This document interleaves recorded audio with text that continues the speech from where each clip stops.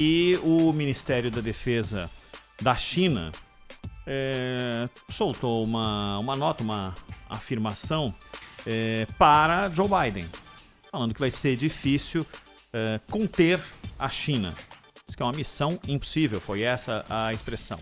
Os fatos demonstram que conter a China é uma missão impossível e equivale a atirar do próprio pé, advertiu o Wu Qian, que é o porta-voz do Ministério da Defesa chinês. E como destacou o Zaidan na abertura do Bandeirantes, acontece ameaças a Taiwan, que qualquer movimento de independência significará guerra, Zaidan. Isso parece que está cada vez mais quente, né? Esse assunto. E no momento em que a China tem algum tipo de embate com os Estados Unidos e cutuca Taiwan, exatamente, claro, para atingir os Estados Unidos também.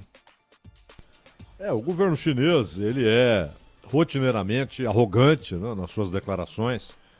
E essa história de que conter a China é uma missão impossível e equivale a tirar no próprio pé. Isso é mais ou menos como a mãe de todas as batalhas, né, do Saddam Hussein. Ditadores gostam de declarações arrogantes, às vezes democratas também, ou aqueles que estão no poder em países que são democráticos. Mas o fato é que, no caso de Taiwan, existe um compromisso que não é de um presidente, não era do Trump, não era do Obama, não era do Bush filho, não é do Biden, que é proteger Taiwan. O Trump, ele aumentou os contatos com o governo de Taiwan. Taiwan, há pouco tempo, teve um governo que era muito próximo dos interesses chineses. Mas na última eleição, os eleitores mudaram isso. E há um governo que não descarta estabelecer como meta a independência. A China não admite a independência. Ela trata Taiwan como o que eles chamam de província rebelde. E, ao mesmo tempo, porque, claro, alguém pode dizer, não, mas era a ilha de Formosa, como os portugueses chamavam, né? Só que depois da ida do Chiang Kai-shek para lá, quando houve a Revolução de 49, né, que levou os comunistas ao poder, Taiwan ganhou uma autonomia, inclusive militar. É um país com uma excelente capacidade de defesa, mas não excelente o suficiente para conter uma ação militar pesada da China. Poderia resistir por tempos, mas não indefinidamente. O poderio militar chinês é incomparável, mesmo Taiwan sendo muito bem armada. Só que os Estados Unidos têm esse compromisso histórico de proteger Taiwan, o que eles chamam de guarda-chuva, como o Japão. O Japão está sob o guarda-chuva de proteção, inclusive atômico, dos Estados Unidos, né? É verdade que o Kim Jong-un, o ditador norte-coreano, vive debochando desse guarda-chuva quando lança aqueles mísseis sem ogivas, é claro, sem ogivas. Mas é uma provocação, os mísseis passam por sobre o Japão e caem no mar, mas passam por sobre o Japão. O que é uma impertinência e uma provocação constante. Não por acaso o Japão discute a possibilidade de mudar sua constituição para produzir armas nucleares. Capacidade tecnológica tem de sobra, né? No caso de Taiwan, é um compromisso, mas o único presidente que chegou a declarar publicamente: se a China entrar em Taiwan ou atacá-la, os Estados Unidos defenderão Taiwan militarmente, foi o Bush filho. Foi o único que colocou isso claramente, né? Agora, a China sempre testa novos presidentes.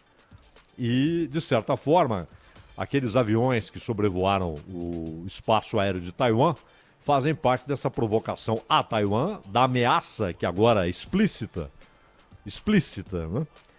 E pelo Wu Qian, o porta-voz do Ministério da Defesa, e ao mesmo tempo é um teste para o Biden. Vamos ver como o Biden reagirá. O Biden, não só em relação a Taiwan, mas em relação também ao chamado Mar Meridional, o que eles chamam de Mar do Sul da China, também parece que adotará uma atitude idêntica do Trump. Manterá forças militares ali para garantir a liberdade de navegação. A China reivindica 85% daquelas águas. Ilhotas, ilhas e até ilhas artificiais que os militares chineses levantaram, né? Então, apesar dos protestos, apesar de condenação e de decisão de um tribunal internacional, dizendo que a China está errada, dando razão às Filipinas, que acionaram o Tribunal Internacional, a China diz que isso é assunto interno e quer que o Tribunal Internacional engula suas palavras, que não está nem aí. Nem aí. Quando interessa, em casos comerciais, o Xi Jinping é o primeiro a falar em multilateralismo, né? Em governança internacional.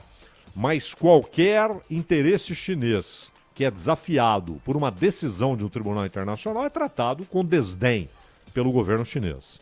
Então, quando ele diz que é impossível deter a China, é claro que é uma bravata, não é? Ele não está lidando ali com uma republiqueta que tem 1.000 soldados. Ele está desafiando, com suas palavras, a maior potência militar da Terra. A outra é a Rússia, mas a Rússia é uma aliada estratégica da China. Só que a China é cada vez mais forte militarmente.